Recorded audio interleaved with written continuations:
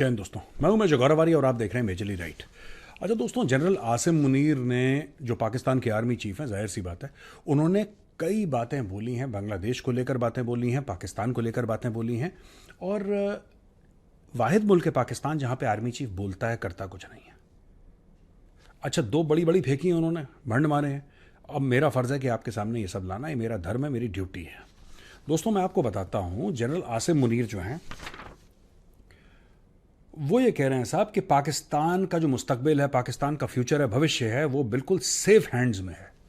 ये बार बार जब कोई पाकिस्तानी रिपीट कर देता है यही बात कि पाकिस्तान का फ्यूचर सेफ है, पाकिस्तान का फ्यूचर सेफ है, इसका मतलब समझ लो कि वो ये विश्वास करता है कि पाकिस्तान का फ्यूचर है ही नहीं। ये खुद की पब्लिक को कंफ्यूज करने के लिए, और एक कहावत है फौज की बड़ी पुरानी, if you can't convince them confuse them. अगर आप किसी को कन्विंस नहीं कर सकते उसको कंफ्यूज कर दो। ये वही चीज कर रहे हैं general Asim Munir.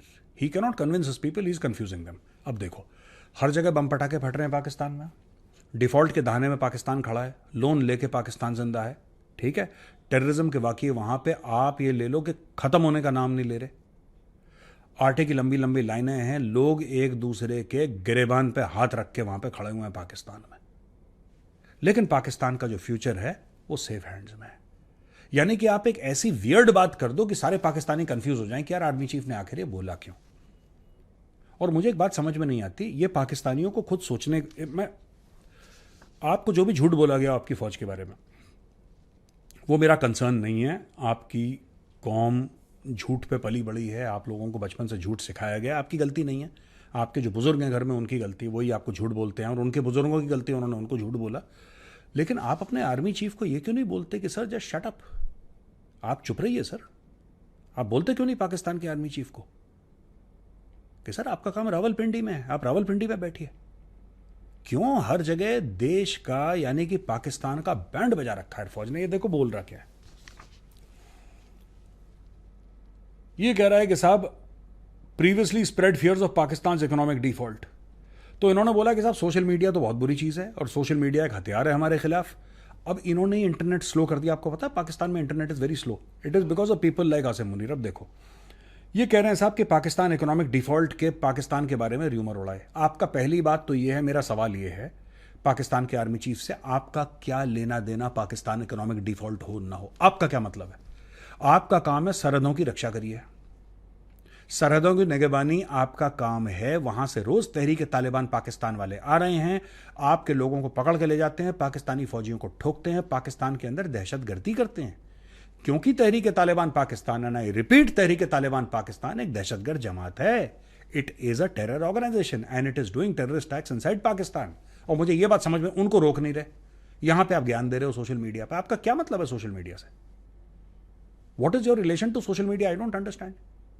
You just mind your own business. आपको जिस चीज की तनख्वाह मिलती है, जिस चीज का हलफ उठाया आपने, आप वो काम करें ना। उसके अलावा पाकिस्तान की रखवाली कैसे करनी है उसको आपने छोड़ दिया। आपने बोला यार ये सब छोड़ो, पाकिस्तान की दिफा करना ये सब छोड़ो, मारो गोली, हल्के सस्ते काम है। मैं पहले पॉलिटिक्स में पड़ जाता हूं, मैं सियासतदान बन जाता हूं खाकी वर्दी पहन के। आई डोंट अंडरस्टैंड यार। One should know, ask the importance of an independent state from the people of Libya, Syria, Kashmir and Gaza. भैया एक बात बताओ, लीबिया के लिए दर्द है, सीरिया के लिए दर्द है, कश्मीर के लिए दर्द है, गाजा के लिए दर्द है, पाकिस्तान के लिए भी दर्द है। क्या पाकिस्तान के लिए दर्द है आपके दिल में जनरल आसिम मुनीर? बिल्कुल। कश्मीरियों के लिए आपके दिल में दर्द होना चाहिए, आपका हक है। फिलिस्तीनियों के लिए आपके दिल में दर्द होना चाहिए, आपका हक है। सीरिया, लीबिया के लोगों के लिए आपके दिल में दर्द होना चाहिए, आपका हक है। लेकिन आपका फर्ज तो पाकिस्तान है, और फर्ज के सामने हक हर समय छोटा होता है। हक छोटा होता है, फर्ज बड़ा होता है। हमें तो यही सिखाया गया हमारी फौज में। इंडियन आर्मी की यही टीचिंग है कि duty is bigger then right for a फौजी वेयरिंग अ यूनिफॉर्म। अब पता नहीं पाकिस्तान में ये बोलें कि नहीं, privilege is more is bigger than duty. अगर ये पाकिस्तानी फौज में सिखाया गया तो then I don't know, because I am very surprised. Syria, Libya, Kashmir, Gaza, ओ भाई व्हाट अबाउट पाकिस्तान? आप पाकिस्तान का नाम लेने खुश नहीं है? Are you ashamed general Asim Munir? Are you ashamed of being a Pakistani? आप क्यों नहीं ले रहे पाकिस्तान का नाम सर? आपको लेना चाहिए कि मेरे मुल्क में ये परेशानियां हैं, मैं ऐसे परेशानी दूर करूंगा। ये बात, सीरिया, कश्मीर। एक बात बताइए, एटम बम है आपके पास? है ना एटम बम आपके पास? न्यूक्लियर ताकत है पाकिस्तान। और कोई पाकिस्तानी, चाहे वो ऐवान सदर में बैठा हो, चाहे रेड़ी चला रहा हो फल की, सारे के सारे पाकिस्तानी जज्बे से भरे कुटे बैठे हैं। सारे पाकिस्तानी एक ही चीज की कसम खाते हैं कि हमारे पास एटम बम है, एटम बम है। तो भैया उस एटम बम का क्या गिरवी रख दिया उसको, गिरवी रख दिया उसको। अब आप लीबिया, सीरिया, कश्मीर और गाजा की बात कर रहे हैं, चलाइए एटम बम की। सिर्फ बातें करनी है, लंबी चौड़ी छोड़नी है वहां पे। ये देखो तो ये कह रहे हैं कि अज़्म इस्तेकाम जो रिजॉल्व फॉर स्टेबिलिटी है, जो इनका नया ऑपरेशन लॉन्च करा है, ये टेररिज्म को डिसमेंटल कर देगा। अब ये पता नहीं क्या क्या यार, ये मतलब मुझे नहीं पता है क्या क्या बोलते हैं, क्या कि ये डिसमेंटल कर देगा डिजिटल टेररिज्म। इसके पहले उन्होंने पता नहीं कौन कौन से ज़रब अज़ब और ज़रब मोमिन और पता नहीं कौन कौन से और ऑपरेशन लॉन्च करे थे, हमें तो कुछ पता नहीं लगा उसका कि एंड में क्या हुआ। वापस ठोक रहे हैं टीटीपी वाले, अफगान तालिबान वाले, वो तार काट के अंदर आ जाते हैं, इनके फौजियों को उठा के ले जाते हैं। ये देखो यार, अब फिर इनको खुजली हुई। अच्छा, अब शहबाज शरीफ ये कहते हैं कि इनको बड़ी खुशी हो गई कि शेख मुजीबुर रहमान के स्टैचू को तोड़ दिया, उसका जो बुत था, उसका जो मूर्ति थी मुजीबुर रहमान की, वो लोगों ने तोड़ दी, जमात इस्लामी वालों ने। तो इसलिए खुशी मना रहे हैं। वो कह रहे हैं कि भाई जिन्होंने पाकिस्तान का बंटवारा करा, जिसने पाकिस्तान के टुकड़े करे, आज हमारा बदला पूरा हो गया और उसका स्टैचू गिरा दिया शेख मुजीबुर रहमान का। मुझे फिर एक बात समझ में नहीं आ रही, अरे बेवकूफ इंसान शहबाज शरीफ, पता नहीं किन गधों ने रावलपिंडी में बैठ के तुम्हें प्रधानमंत्री बना दिया पाकिस्तान का। उसकी तो सिर्फ मूर्ति टूटी है और वो आदमी मर चुका है। वो 1975 में मर गया था, 1975 में वो मर चुका था।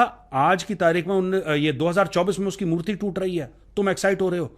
तुम्हारा तो उसने मुल्क 1971 में तोड़ दिया था, तुम किस चीज की खुशी मना रहे हो यार? पाकिस्तानी बिल्कुल या तो लैक ऑफ एजुकेशन है या लैक ऑफ अंडरस्टैंडिंग है, यू गाइस। और पाकिस्तान में सिर्फ ये जाहिल नहीं है शहबाज शरीफ, कई जाहिल एक साथ जश्न मना रहे हैं पाकिस्तान में।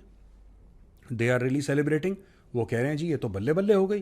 कि जनाब क्या हो गया बल्ले बल्ले? कह रहा साहब बल्ले बल्ले ये हो गई कि आप देखो, लुक एट दिस, जिस बंदे ने पाकिस्तान तोड़ा है ना, उस बंदे ने पाकिस्तान तोड़ा है, उसका बुत तोड़ दिया, उसकी मूर्ति तोड़ दी, बदला पूरा हो गया हमारा। ये कह रहा है व्हाट गोज अराउंड, जैसा करोगे वैसा भरोगे, what goes around comes around.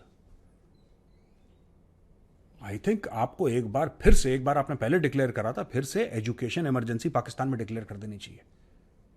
आप एक बेजान बुत के टूटने पे खुशियां मना रहे हैं, भंगड़े डाल रहे हैं।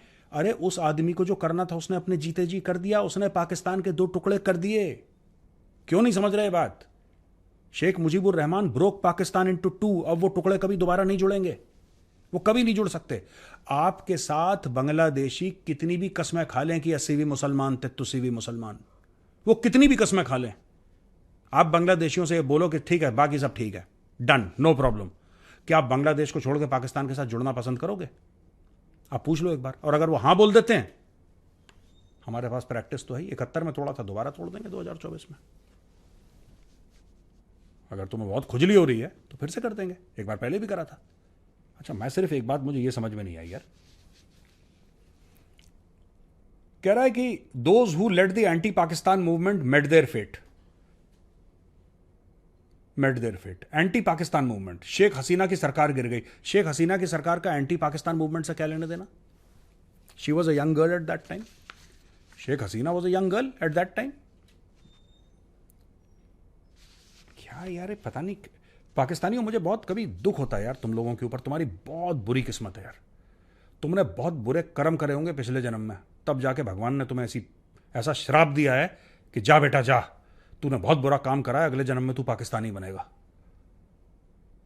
कह रहा नहीं साहब गिलहरी बना दो या कुछ छिपकली बना दो, नहीं, तू छिपकली लायक नहीं है, तू पाकिस्तानी बनेगा।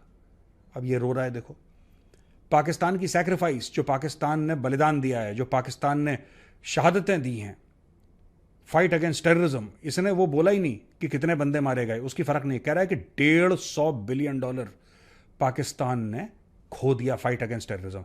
सारे पाकिस्तानी को 100 बिलियन कहता है, फिर झूठ बोल के 125, कोई कह रहा है 150 अरब, सब झूठ बोलते हैं पाकिस्तानी। इस उम्मीद में कि कोई इन पे दया करके, कोई इनके ऊपर रहम खा के इनको 150 बिलियन का चेक दे देगा कि यार तुमने बहुत अच्छा काम करा, पैसे ले लो। किसने गिने 150 बिलियन? कोई सरकारी कागज है? कोई कैलकुलेशन है? कोई कैलकुलेशन है? सरकार तो तुम्हारी झूठी बोल देती है, कुछ भी कागज डाल देगी। कोई फैक्चुअल कैलकुलेशन है कि 150 अरब डॉलर तुमने खोया? बताओ, कोई है फैक्चुअल कैलकुलेशन? नहीं है तुम्हारे पास। सब झूठ, सब भीख मांगने की टेक्निक।